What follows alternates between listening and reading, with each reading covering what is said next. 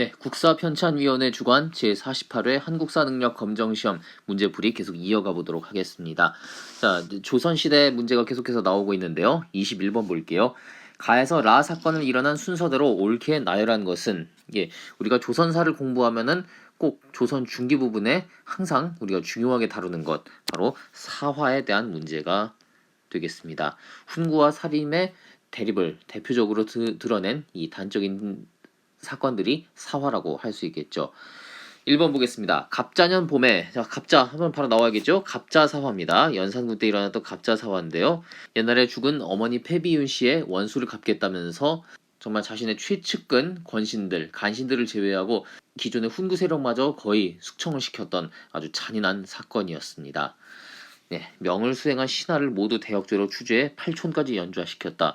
네, 어머니가 죽은 것을 분하게 여겨서 여기까지는 이해를 합니다만은 이 당시 결국 왕의 명으로 시행된 건데 결국 여기에 명을 따랐던 사람들마저 다 고문하고 죽이는 그런 잔악한 일을 저질렀습니다. 갑자사화가 되겠고요. 연산군은 이 갑자사화가 끝나고 얼마 되지 않아서 중종반정으로 쫓겨납니다. 나와보시겠습니다. 정문영, 한칠회 등이 의논하기를 지금 김종직의 조의제문, 이거 보시면 바로 나와야 됩니다. 무사화에 대한 이야기 되겠습니다. 무사화인데요. 조의제문을 보니 차마 읽을 수도 볼 수도 없습니다. 그러면서 지금 김종직이 조의제문, 그러니까 과거 중국의 항우가 의제를 죽인 것을 비판하는 그런 내용인데요. 사실 그 사건을 빗대서 어린 조카를 몰아내고 왕위를 차지했던 연산군의 증조 할아버지 세조를 비판한 내용이 되겠습니다. 그래서 이 당시 훈구들이 이미 죽은 김종직이 썼던 이 조의제문을 가지고 시비를 걸었고 여기에 동조한 연산군이 그러지 않아도 귀찮았던 살림 세력들을 모조리 제거하게 됩니다. 이것이 바로 무사화 되겠습니다. 시간 순으로는 무사화가 먼저 일어났고요. 그 다음에 이 갑자사화가 일어났습니다. 그래서 무사화는 연산군 시기 한 중기 정도 될 거고요. 그리고 갑자사화는 연산군 말기쯤에 들어가는데요. 무사화 때는 대부분 살인들을 제거했다면은 그나마 얼마 남아있지 않았던 살인들 그리고 기존의 훈구 세력들마저 다 제거했었던 그런 사건이었습니다. 다음 보겠습니다. 정유년 이후부터 조정 신하들 사이에서는 대윤이니 소윤이니 하는 그 같은 윤씨 집안인데 윤씨 집안 내에서 이렇게 대윤과 소윤으로 갈려서 싸우고 있었습니다. 윤임이 대윤의 거두였고요. 소윤에는 여기 나오죠. 문정왕후의 동생이었던 윤원형이 소윤의 거두가 되겠습니다. 결국 이 대윤과 소윤의 대립이 격화돼서 벌어졌던 것이 바로 을사사화가 되겠죠. 그리고 이 을사사화 때 소윤이 이기면서 사실상 윤원형이 모든 정권을 장악하게 됩니다. 라번 보시겠습니다. 언문으로 쓴 밀지에 이르기를 조광조가 현량과를 설치하자고 청한 것도 처음에는 인재를 얻기 위해서로 생각했더니 뭐 이렇게 이야기 나옵니다. 조광조 나오면은 또 생각나셔야 됩니다. 중종 때 기묘사화가 되겠습니다. 중종이 쓴 밀지 같습니다. 언문으로 쓴 밀지에 이르기를 이렇게 조광조가 했는데 경들은 먼저 그를 없앤 뒤에 보고하라. 한때는 조광조를 가장 신뢰했었던 중종이 결국은 조광조를 앞장서서 버리고 말죠. 중종 때 있어도 기묘사화가 되겠습니다. 자, 시간 순서대로 나열해 보겠습니다. 가, 나는 둘 다 연산군 때 있었습니다. 그런데 무사화가 먼저 있었고요. 그 다음에 갑자사화였죠. 그리고 중종반정으로 연산군이 쫓겨난 뒤에 중종 때 이 기묘사화가 있었습니다. 그리고 이어서 중종의 아들인 13대 명종 때 을사사화가 있었습니다. 정답은 나, 가, 라, 다가 되겠죠. 정답 나가라다 3번입니다. 22번 밑줄은 이 전쟁 중에 있었던 사실로 옳은 것은 소현세자께서 돌아가셨다. 소현세자 인조의 장남이었죠. 병자호란 이후로 청나라의 볼모로 끌렸다가 돌아왔는데 결국 아버지의 인조의 미움을 사서 살해당하게 됩니다.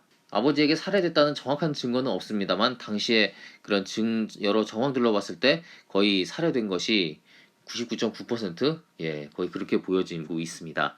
이 전쟁의 패해 청해 인질로 갔다가 8년 만에 돌아오실 때도 건강하셨던 세자께서 어찌 2달 만에 그리 되셨는가. 이 전쟁 방금 이야기했죠. 병자호란 되겠습니다. 자, 병자호란 때 있었던 사실들 무엇이 있을까요? 이괄의 반란 세력이 도성을 장악했다. 이괄 인조 반정을 일으켰던 한 멤버였습니다. 즉 그러니까 인조의 최측근이었죠. 하지만 이후 인조 정권 내에서 팽당하게 되고 반란을 일으키게 되는 것입니다. 병자호란보다 훨씬 이전에 있었던 일입니다. 곽재우, 고경명 등이 의병장으로 활약했다. 의병 하면은 바로 생각나야겠죠. 그리고 홍의장군 곽재우, 임진왜란 때 이야기입니다. 당연히 이 사건보다 한참 전에 있었던 이야기입니다. 자, 외적의 3번 잠시 넘어가고요. 4번 외적의 침입에 대응해 임시기구로 비변사가 처음 설치됐다. 이 비변사 외구가 계속적으로 침입을 하다 보니까 뭐 울묘외변이라든지 사량진외변이라든지 이런 조선 전기부터 외구의 침입이 계속되다 보니까 결국 국가에서 비변사를 설치했고 이후에는 상설기구화되다가 나중에 임진왜란, 병자호란 이후로는 모든 일반 국정까지 다 가져가는 그런 기형적인 정치 형태가 진행이 됐습니다.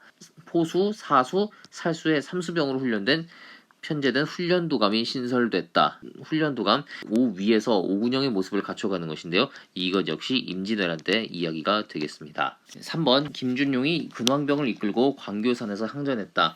네, 김준용은 병자호란 당시에 뛰어난 무인이었습니다. 장군이었는데요. 김준용은 이 당시 휘하의 군사를 이끌고 적에게 포위됐던 그 남한산성으로 진군을 했었죠. 이 당시 인조가 남한산성에서 몸을 숨기고 있다가 결국 항복을 했는데요. 용인의 광교산에서 청나라 장수 공경의 부대와 싸워서 청나라 태조의 사위 백양고라 등 많은 적을 사살했다고 합니다. 하지만 이때 또 아군 역시 큰 손실을 입고 후퇴해서 또 이 일로 모함을 당하기도 했다고 하네요. 네, 어쨌든 정답은 3번 되겠습니다.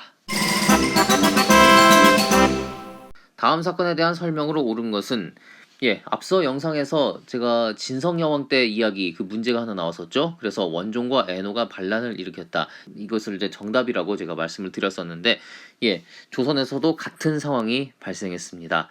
정치는 개판이죠. 백성들은 맨날 쥐어짜임만 당하죠. 그러다가 결국은 이렇게 반란을 일으키게 되는 겁니다. 봉기를 일으키는 것이죠. 자, 수곡도회 주모자 유계춘을 병영에 감금했다. 유계춘이 이 당시 임술 농민 봉기의 지도자였는데요. 제사 핑계로 또 이렇게 나와 임시적으로 석방했다가 농민 시위를 전개하고 유계춘, 이명윤 이런 인물들이 바로 임술 농민 봉기를 일으켰던 사람들이라고 할 수 있습니다. 이것은 조선 제25대 철종 때 일이 되겠습니다. 삼정의 문란으로 정말 인생의 막장을 경험한 백성들이 결국은 이렇게 농민 봉기를 일으키게 되는 것이었습니다. 이 백성들을 괴롭혔던 사람들이 누구냐? 여기 나오는 목사 홍병원. 이 목사가 지금 교회의 목사님이 아니고요. 이 당시 그 사또 같은 거라고 보시면 됩니다. 목사 홍병원. 더했던 인간이 병사 백낙신. 이 당시 대단한 탐관오리였습니다. 이 임술 농민 봉기에 불을 지폈던 탐관오리들이었죠. 자, 임술 농민 봉기에 대한 설명 찾으시면 되겠습니다. 1번 남접과 북접이 연합해 전개됐다. 남접, 북접. 이게 동학에서 나오는 이야기입니다. 정부와 약조를 맺고 집강소를 설치했다. 역시 동학이죠. 상황 수습을 위해 박 교수가 안핵사로 파견됐다. 박 교수, 개화기 당시에 개화파의 한 인물이었는데요. 개화파 젊은이들을 이끌던 그런 어르신이 되겠습니다. 이 당시에는 이제 개화파 위정척사파가 나오기는 전이었는데 이 당시 임술 농민봉기 이후에 박 교수가 안핵사로 파견돼서 백성들을 달랬다고 합니다. 자, 지역 차별에 반발한 홍경래가 주도해 봉기했다. 요거는 순조 때 있었던 일이죠. 홍경래는 23대 순조 때 일이 되겠습니다. 이보다 한참 전의 일이에요. 5번 함경도와 황해도에 방공령이 선포되는 결과를 가져왔다. 강화도 조약 이후 계속 우리나라의 쌀이 헐값으로 일본에 넘어가게 되니까 결국 이 함경도와 황해도에 있었던 지방관들이 방공령을 선포해서 곡식을 나가지 못하게 하는 일이 있었습니다. 이것은 이후에 개화기 때 일이 되겠습니다. 정답 3번입니다. 선해청 당상 민흥수가 지금 돈이 귀해진 것은 공가에 거둬 숨겨두고 부민들이 쌓아두어 유통이 되지 않아서입니다. 즉 그러니까 화폐를 만들었는데 이 돈이란 게 돌고 돌아야 되잖아요. 근데 돌고 돌지 않고 꼭 부잣집 창고에 쌓여서 제대로 유통이 되지 못하는 그런 상황이 되겠습니다. 관가에 돈을 쌓아두는 폐단을 없애고 민간에 돈을 유통시키는 효과가 있게 하면은 전황의 폐단, 그러니까 금전이 귀해지는 것이죠. 이 폐단을 구할 수 있을 것입니다. 말하는데 더 주저한 길밖에 다른 도리가 없으니 훈일 다시 의논하자. 이렇게 되면 물가가 오르겠죠. 자, 조선 후기 때 이렇게 계속 정부에서 화폐를 발행하고 그랬었는데 이것이 큰 효과를 보지 못했습니다. 부잣집 창고에 쌓여서 거기서 썩고 있고 막상 백성들은 뭔가 돈을 구하고 싶어도 돈을 구하기가 하늘의 별따기였죠. 조선 후기 때 그런 경제 상황들을 좀 넓게 보시면 되겠는데요.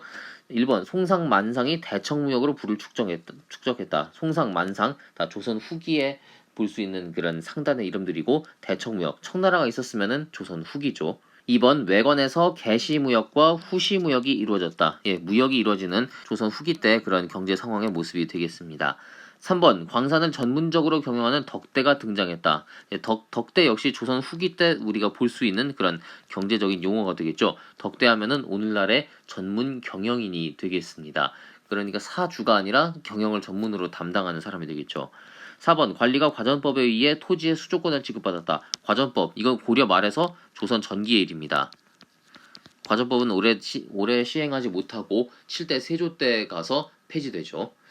5번 모내기법의 확대로 벼와 보리의 이모작이 확산됐다. 이모작이 확산되는 거 조선 후기 때 농업의 모습이 되겠습니다. 자, 관리가 과전법에 의해 토지의 수조권을 지급받는다는 조선 전기의 내용 4번이 정답되겠습니다. 가지역에 있었던 사실로 옳은 것은 유적과 역사 인물을 찾아서 보는데요. 자, 고구려비 보통 앞에 뭐 두 글자 붙죠. 예, 바로 생각이 나시면 좋습니다. 그리고 예, 탄금대 나옵니다. 바로 충주가 되겠습니다. 충주에 대한 이야기인데요. 보면 여기 과거에는 우리가 중원 고구려비라고 배웠는데 지금은 충주 고구려비라고 배우고 있습니다. 장수왕이 여기까지 내려와서 고구려의 그런 확장 정책으로 남하 정책으로 이 충주까지 내려와서 비석을 세웠었죠. 그만큼 고구려의 국력이 강성했음을 나타내는 증거가 되겠습니다. 조금 더 내려오시면 여기 탄금대가 있는데요. 여기 탄금대에서는 임진왜란 때 우리가 초반에는 계속 왜군들에게 당했습니다. 그냥 부산 이게 국토가 있으면 부산에서부터 쳐들어오기 시작해서 그냥 속절없이 무너졌죠. 계속 무너지면서 결국 임금이 도성을 버리고 예, 계속 위로 올라가게 됩니다. 그래서 거의 뭐 전 국토가 왜군에게 유린당하다시피 했었는데요. 나중에 이순신이나 뭐 권율 장군 또 의병들의 활약은 이후에 볼 수 있는 이야기입니다. 자, 탄금대 이 당시에 신립 장군이 있었는데 예, 왜군을 맞아 끝까지 싸우다 결국 목숨을 잃게 됩니다. 모든 군사들이 패배하고 나서 스스로 목숨을 끊었죠. 1번 직지심체요절이 금속활자로 간행됐다. 예, 직지심체요절 요거는 청주의 이야기가 되겠습니다. 같은 충북에 있지만 충주와는 상당히 거리가 떨어져 있는 곳입니다. 예, 오페르트가 남현군 묘 도구를 시도했다. 남현군 묘 충남 예산에 있습니다. 자, 3번 정답 되겠죠? 방금 전에 설명했습니다. 배수의 진을 치고 왜군에 항전했지만 끝내 패배하고 신립장군은 스스로 목숨을 끊고 말았습니다. 명신종의 제사를 지내는 만동묘가 건립됐다. 요거는 충북 괴산에 있습니다. 만적을 비롯한 노비들이 신분 해방을 도모했다. 예, 만적이라고 하는 노비들이 신분 해방을 도모한 것은 고려시대 때 일이죠. 만적은 이 당시에 최대 권세가였던 무신 최충원의 사노비였습니다. 자, 그러면 당연히 이것은 지금의 북한 개성에서 있었다고 봐야겠죠. 정답 3번입니다. 가왕의 재위기간에 있었던 사실로 옳지 않은 것은 초기 문신제 바로 나와야죠. 정조 때 일입니다. 조선 22대 정조 임금 때인데요. 자, 초기 문신제는 인재양성과 문풍 진장을 위한 문신 재교육 과정이었다. 보겠습니다. 자, 이 시기에 있었던 사실로 옳지 않은 것은 정조대왕 때 뭐 상당히 많은 업적들이 있었는데 그것이 아닌 것을 고르면 되겠죠. 경기도 안에 대동법이 실시됐다. 요거 광해군대 일입니다. 정답 바로 나오네요. 1번이 되겠고요. 2번 국왕의 친위부대인 장용영이 설치됐다. 정조 때 있었던 대표적인 두 기구를 이야기하면 규장각 또 장용영을 생각할 수 있겠죠. 서울 출신의 학자들이 규장각 검서관에 기용됐다. 그렇죠. 규장각 장용영 정조 때 대표적인 기구들입니다. 통치체제를 정비하기 위해 대전 통편이 편찬됐다. 법전이에요.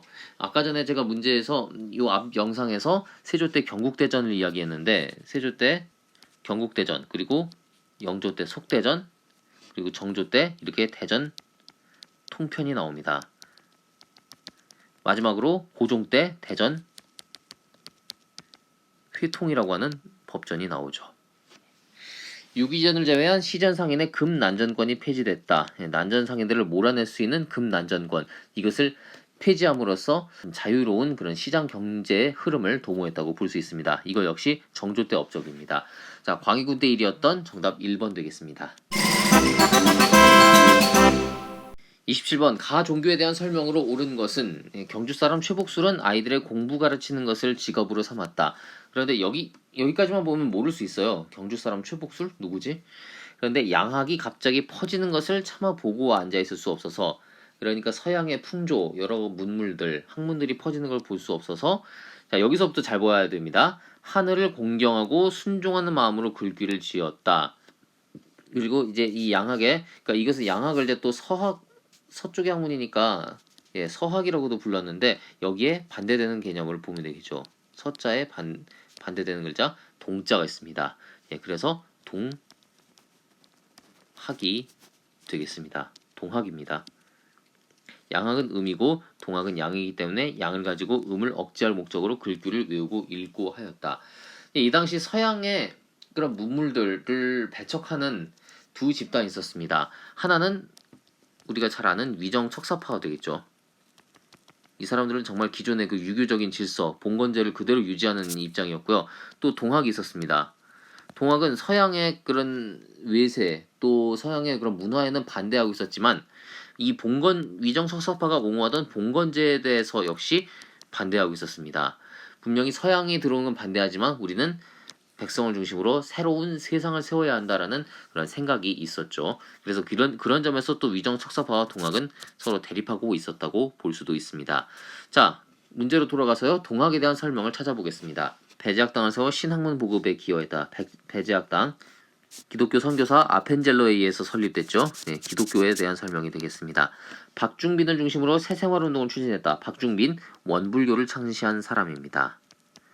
일제 통제에 맞서 사찰령 폐지 운동을 벌였다. 사찰령, 일제가 우리나라 불교를 억압하기 위해서 그런 시행했던 정책인데요. 이것에 대해서 폐지 운동을 벌였다. 당연히 불교계가 되겠죠.